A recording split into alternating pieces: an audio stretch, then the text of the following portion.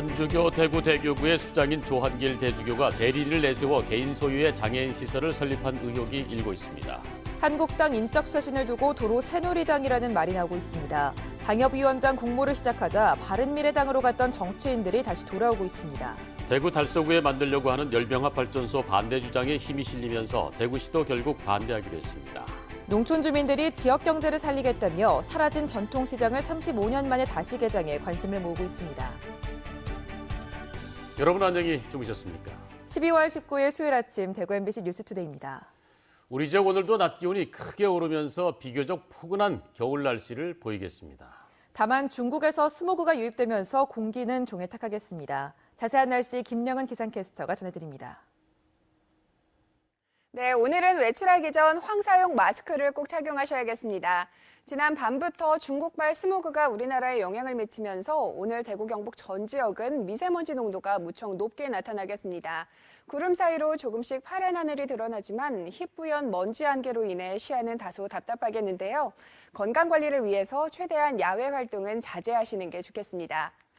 오늘 아침 기온 살펴보면 대구는 영하 1도, 안동 0도로 출근길 조금 쌀쌀함이 느껴집니다.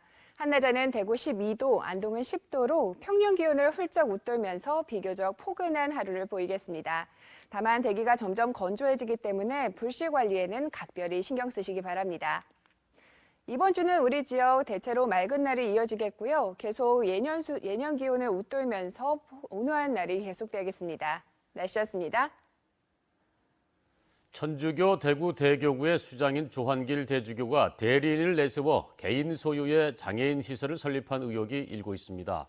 이곳에는 많은 기부금이 들어왔고 땅값도 무려 60배 이상 폭등했습니다. 더욱이 산림을 불법으로 훼손했다는 의혹까지 나오고 있는데요. 보도에 신병철 기자입니다. 포항시 북구 송라면 대전리에 있는 한 중증 장애인 시설입니다. 불과 10명 남짓 장애인을 수용하는 이곳에 장애인 거주시설 등 5개 건물이나 들어섰습니다. 100명 정도를 수용하는 천주교 예배시설인 경당과 기도와 묵상을 하는 피정시설, 성모동산, 정자 등이 눈에 띕니다. 야산 언덕에는 예수 성심상이 들어섰습니다. 중증 장애인들이 이용하기 힘든 십자가의 길까지 놓아져 있습니다. 천주교회 시설로 착각할 정도입니다. 여기가 어떤 성지보다도 잘 꾸며지고 개발을 했다 싶거든요. 근데 이제 예를 들어서 이제 십자가의 길 같은 경우도 중증장애인들을 위한 시설이 아니지 않습니까? 이런 시설들은 관할관청의 허가도 받지 않고 세워져 불법 행위로 보입니다.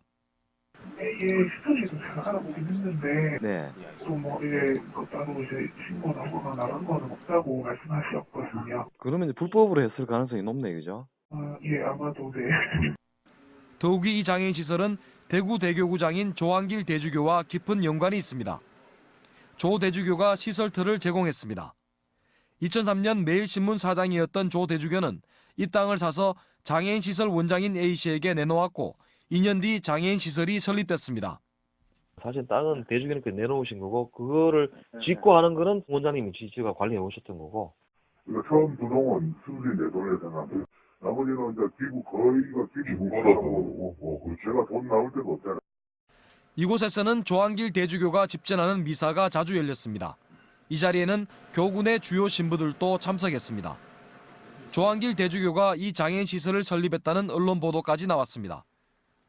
인적이 드문 곳에 세워진 이 장애인 시설은 수용하는 장애인 수가 적지만 조한길 대주교가 세운 것으로 알려지면서 많은 후원금과 기부금이 줄을 이은 것으로 전해졌습니다.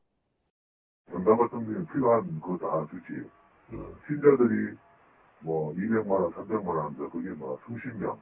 또 기업체에서 2천만 원, 3천만 원 이렇게 주고 신부님이 자기 아는 신자를 통해가지고 모금해주고. 조 대주교가 교구장으로 취임한 2010년 이후에 이곳에 헌금이 몰린 것은 매우 문제가 많다는 원로 신부들의 쇄신 요구까지 나왔습니다. 조한길 대주교는 나중에 천주교 대구 대교구로 넘겨주겠다는 A씨 부부의 약속을 받고 땅을 줬다고 해명했습니다. 그러나 지난해 대구문화방송이 천주교 대구 대교구 비리 의혹을 보도한 후에야 소유권이 교구로 넘어왔습니다. 산책로 등으로 사용하는 12,000여 제곱미터의 땅은 아직 조 대주교의 소유입니다. 임야에 장애인 시설이 들어서면서 땅값도 폭등했습니다. 공시지가로 제곱미터에 590원 정도인 땅값은 현재 3만 6천 원 가량으로 61배나 뛰었습니다. 지목이 임야에서 대지로 바뀌고 용도 지역도 농림지역에서 계획관리지역으로 바뀌면서 땅값이 많이 오른 것입니다. 이번처럼 대주교가 직접 다른 사람을 내세워서 개인 사회복지 시설을 했다라는 좀 의혹이 제기되고 있는 이 상황은 되게 좀 충격적이고 이례적이라고 보여집니다. 대구대교구 원로 신부들은 사랑과 봉사를 위해 가난을 강조하는 교회에서 왜 이런 일들이 벌어지는지 의문을 제기하면서 쇄신을 촉구했습니다. MBC 뉴스 신병철입니다. 요즘 자유한국당이 올드보이의 귀환이라는 말을 듣고 있습니다. 당협위원장 교체 지역을 발표한 뒤 공모를 시작하자 바른미래당으로 갔던 정치인들이 다시 자유한국당으로 돌아오고 있는데요. 이걸 쇄신이라고 볼 수 있는 건지 말들이 많습니다. 보도에 조재한 기자입니다. 6.13 지방선거 당시 지역에서 바른미래당을 이끌던 유성걸 전 대구시당 위원장이 탈당과 함께 한국당 복당을 선언했습니다. 자유한국당에서 보수 통합과 보수 재건 그리고 보수 개혁에 힘을 보태도록 하겠습니다. 탈당했던 이명규, 배영식 전 의원도 다시 돌아왔습니다. 3명 모두 현재 한국당 당협위원장 공모 지역에서 과거 한국당 전신인 한나라당이나 새누리당 소속으로 국회의원에 당선됐던 이들입니다. 이른바 올드보이의 귀환입니다. 박근혜 전 대통령 탄핵을 겪으며 관련 책임을 물어 당협위원장 교체에 나섰지만 정작 참신한 인물은 찾기가 어렵습니다. 21번 그 자리를 누구를 메꾸냐는 게 이제 성공 여부가 달리는 거죠. 우리 지역에도 좀 참신한 사람, 신망이 높은 분들이 들어와야지. 보수 정당의 인적 쇄신이 자칫 정치적 경쟁에서 밀려난 자들의 복귀 발판으로 변질될 가능성도 나오고 있습니다. 국민들의 변화된 그 인식이라든가 시민의식을 아직까지 그 자유한국당이 캐치하고 있지 못한 게 아닌가라는 생각이 좀 들고요. 서로 새누리당이다 뭐 이런 비판까지 나오고 있는 것 같습니다. 6개월을 끌어온 한국당 당협위원장 교체를 두고도 뒷말이 무성한 가운데 새로운 당협위원장 선정 과정에서도 인적 쇄신 의지를 의심받고 있습니다. MBC 뉴스 조재한입니다.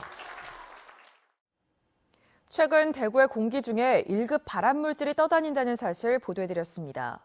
이 때문에 대구 달서구에 만들려고 하는 열병합 발전소 반대 주장에도 힘이 실리고 있는데요. 대구시도 결국 이를 반대하기로 했습니다. 윤영균 기자가 취재했습니다. 대구의 계절별 바람 방향입니다. 여름철을 제외한 모든 계절에서 서풍이 강한 것으로 나와 있습니다. 염색 산단과 서대구 산단, 성서 산단에서 배출되는 대기 오염 물질은 이미 위험 수준을 넘은 상황. 성서공단에 폐목재를 태우는 열병합 발전소가 또 생기면 피해는 달서구 지역에만 국한되지 않습니다. 대구 지역은 서풍이 발달되어 있기 때문에 실제적으로 그 면이 대구시 전역으로 그렇게 쉽게 퍼져나갑니다. 그래서 실제 그 피해는 우리 달서구뿐만 아니라 대구시 전체의 피해가 간다고 봐야 합니다. 열병합 발전소 업체에서는 순수 목재를 사용하기 때문에 환경에 큰 영향을 끼치지 않고 독일의 오염 저감 시설을 설치해 기준 이하로 유지할 수 있다고 주장합니다. 하지만 업체가 실제 허가를 받은 바이오 SRF라는 칩 형태의 연료는 기름이나 천연가스와 달리 어떤 성분으로 만들었는지 확인하기가 사실상 불가능합니다. 바이오 SRF를 쓰지 않는 독일에서 만드는 대기오염 방지 시설 역시 믿기 어렵다는 것이 전문가의 의견입니다. 최근 국회에서는 고형 폐기물, 즉 SRF를 신재생 에너지에서 빼는 법안이 발의됐습니다. 각종 발암물질이 나오기 때문이라는 겁니다. 미량으로서 암을 발생시킬 수 있는 이런 물질들도 많이 나오고요. 그다음에 환경부에서 특별히 관리해야 되는 중금속 물질, 수온이라든가 카드뮴이라든가 크롬이라든가 이런 물질들도 많이 나오는 물질로 알려져 있습니다. 성서산단 열병합 발전소가 만들어지기까지는 2단계의 절차만 남았습니다. 지금까지 뒷짐을 지고 있던 대구시는 열병합 발전소 반대로 뒤늦게 돌아섰습니다. 성서 열병합 발전소 이 부분은 저희들이 이제 주민들의 의견을 적극적으로 수렴해서 중앙에 전달도 하고 그렇게 하도록 대책을 마련하도록 그렇게 지금 하고 있는 중입니다. 열병합 발전소 문제와 별개로 대구시는 민간 투자 사업으로 성서의 생활 폐기물 소각로를 추가로 만들려고 하고 있어 대기 환경 정책을 포기했다는 비판까지 받고 있습니다. MBC 뉴스 윤영균입니다. 화재 현장에 뛰어들어 90대 할머니를 구한 스리랑카 이주 노동자가 한국 영주권을 받았습니다. 우리나라 국민의 생명을 구한 일로 외국인이 영주권을 받는 건 이번이 처음입니다. 보도에 박재영 기자입니다. 올해 39살의 니말 씨. 2011년 아버지와 아내, 딸과 아들을 고향 스리랑카에 남겨두고 처음 한국 땅을 밟았습니다. 2016년 7월 체류 기간이 끝나 불법 체류자 신분이던 니말 씨의 인생은 지난해 2월 경북 군위군에서 발생한 화재 이후 크게 바뀝니다. 화재가 난 집에 90대 할머니가 살고 있었는데 근처 과수원에서 일했던 니말 씨가 불길 속으로 뛰어들어 할머니를 구했습니다. 조금 기다리서는 할머니 밖에 가져온다 안 돼 못해요. 그러니까 이곳인가 배고 빨리 가세요. 할머니 목숨은 살렸지만 니말 씨는 폐 손상과 화상으로 5일 동안 죽음의 문턱을 오갔고 지금도 부상 후유증에 시달리고 있습니다. 이런 공로를 인정해 보건복지부는 지난 6월 니말 씨를 의상자로 인정했습니다. 법무부도 세계 이주민의 날을 맞아 니말 씨에게 영주권을 줬습니다. 우리 국민의 생명 및 재산 보호에 크게 기한 공로를 인정받아 영주 자격을 부여받은 최초의 사례가 되었습니다. 한국에서 당당하게 일하며 가족과 함께 살기를 바라는 니말 씨는 한국인들에게 감사 기도를 잊지 않았습니다. 그 사람들 너무 좋아졌습니다. 너무 감사드리겠습니다. MBC 뉴스 박재영입니다. 경상북도 의회에도 조만간 원내 교섭단체가 구성될 전망입니다. 교섭단체 구성 조례안이 이번 주 본회의 통과를 앞두고 있는데요. 정당이 아닌 무소속 도의원들도 교섭단체 구성이 가능합니다. 이정희 기자의 보도입니다. 경북도의회 교섭단체 구성 및 운영 조례안은 6명 이상이 소속된 정당 혹은 정당에 속하지 않더라도 6명 이상의 의원이 교섭단체를 구성할 수 있도록 돼 있습니다. 기존의 의장단에서 배분하던 상임위원도 교섭단체의 요청에 따라 배분하도록 명시돼 있습니다. 교섭단체 운영 경비와 전담 직원도 둘 수 있습니다. 더불어민주당과 자유한국당, 무소속 대표들이 합의했고 이미 상임위원회도 통과했습니다. 기본 조례를 만들므로 해가지고 인력 지원이라든지 예산 지원 등 이런 게 되기 때문에 이번에 원내에 대거 진입한 민주당은 의회 출범과 동시에 교섭단체 구성을 줄기차게 요구해왔습니다. 교섭단체 내에서 서로 협의하고 조정해서 의회 운영에 모든 정당들이 함께 참여할 수 있는 구조가 보장이 되는 거죠.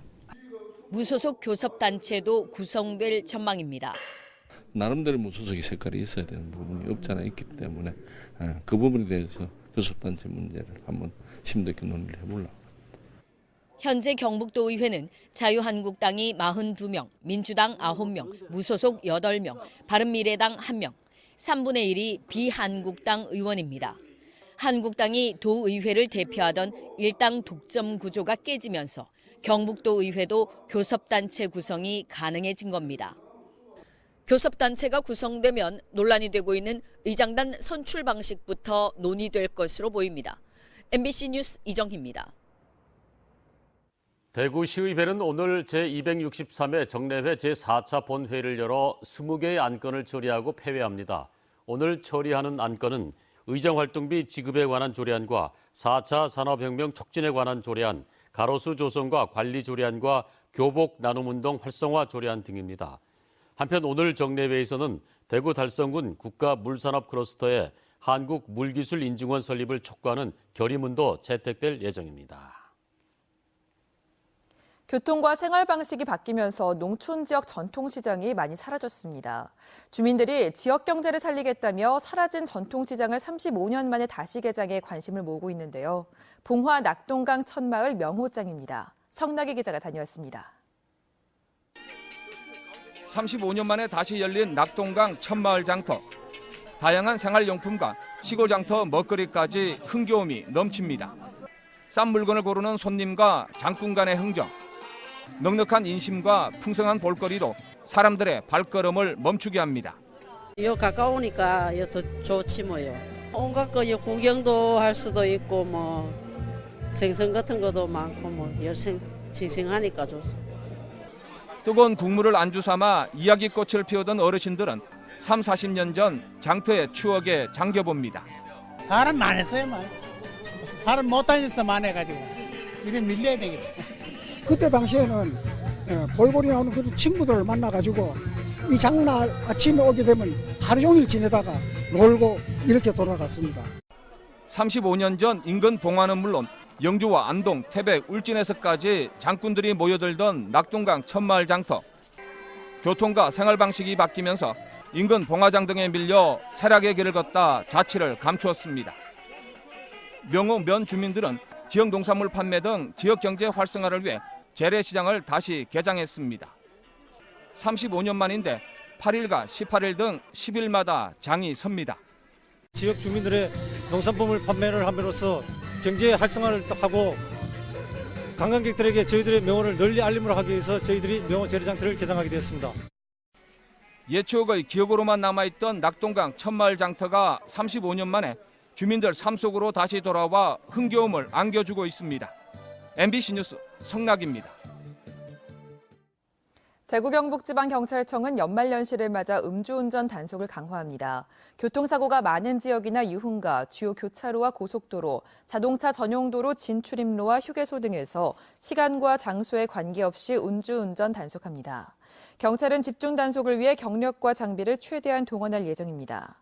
음주운전 단속 때 전좌석 안전띠 미착용도 단속해 동승자가 안전띠를 착용하지 않으면 운전자에게 과태료 3만 원을 부과합니다. 동승자가 13살 미만이면 과태료는 6만 원입니다. 경북 도내 모든 산란계 농가가 달걀 살충제 검사에서 모두 적합 판정을 받았습니다. 경상북도와 식품의약품안전처는 경북 도내 산란계 농가 240곳에서 생산되는 달걀에서 살충제 33종 검출 여부를 조사했습니다.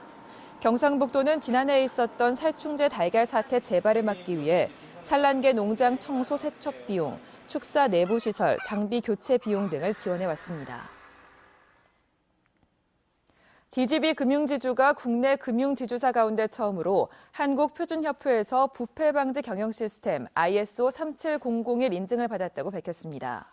DGB 금융지주는 채용비리 등 각종 비리가 드러나자 임원 직무 청렴 계약 제도를 시행하는 등 최신책을 내놨다가 이번에 부패방지 경영시스템 인증을 받았습니다. 경상북도가 올 한 해 중앙부처 공모사업에 모두 109개 사업이 선정돼 국비 6,103억 원, 총 사업비로는 1조 원을 확보한 것으로 나타났습니다. 전국 최고 선정액인 지역주도형 청년 일자리 사업과 백신 상용화 기술 지원 같은 일자리와 과학기술 분야가 32건에 국비 1,300억 원, 스마트팜 혁신밸리 조성 등 농업 분야가 30건에 국비 2,100억 원 등입니다. 경상북도는 내년 공모사업에도 적극적으로 대응할 계획입니다.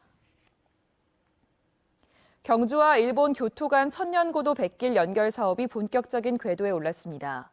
준하경 경주시장과 윤병길 의장, 김석기 의원은 일본 교토부 지사와 교토시장을 잇따라 만나 경주 교토 간 백길 연결 사업 협력과 두 도시 간 문화관광 교육 분야의 교류 활성화에 나서기로 합의했습니다.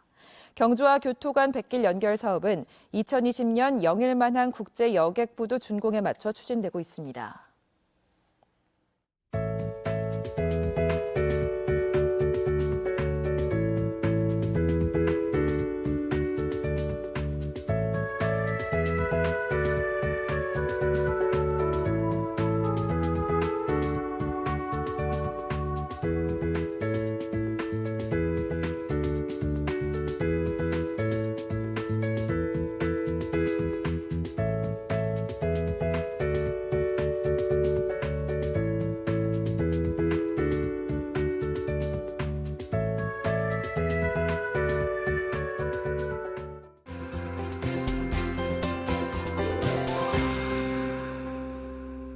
오늘은 외출하기 전 황사용 마스크를 꼭 착용하셔야겠습니다. 지난 밤부터 중국발 스모그가 우리나라에 영향을 미치면서 오늘 대구 경북 전 지역은 미세먼지 농도가 무척 높게 나타나겠습니다. 구름 사이로 조금씩 파란 하늘이 드러나지만 희뿌연 먼지 안개로 인해 시야는 다소 답답하겠는데요. 건강관리를 위해서 최대한 야외 활동은 자제하시는 게 좋겠습니다. 오늘 아침 기온 살펴보면 대구는 영하 1도, 안동은 0도로 출근길 조금 쌀쌀함이 느껴집니다. 한낮에는 대구 12도, 안동은 10도로 평년 기온을 훌쩍 웃돌면서 비교적 포근한 날을 보이겠습니다. 다만 대기가 점점 건조해지기 때문에 화재 예방에 각별히 신경 쓰시기 바랍니다. 위성 영상 보시면 오늘은 제주 남쪽 해상에서 동진하는 고기압의 영향을 받아 우리 지역 대체로 맑은 하늘 보이다 점점 구름이 많아지겠습니다. 자세한 지역별 날씨입니다. 대구의 현재 기온 영하 1도, 고령 영하 4도로 출발합니다. 낮 최고 기온은 대구 12도, 고령 13도로 온화한 날씨를 보이겠습니다. 문경의 이 시각 기온 0도, 구미 영하 1도로 하루를 시작하고요. 낮 기온은 문경 9도, 구미 11도까지 오르겠습니다. 안동의 아침 기온 0도, 봉화 영하 3도로 출근길 쌀쌀합니다. 낮에는 안동 10도, 봉화 7도로 어제보다 기온이 높겠습니다. 경주의 현재 기온 7도, 낮 기온은 13도까지 오르겠고요. 바다의 물결은 최고 4m로 높게 일겠습니다. 이번 주는 우리 지역 대체로 맑은 날이 이어지겠고요. 예년 기온을 웃돌면서 계속 온화한 날씨를 보이겠습니다. 날씨였습니다.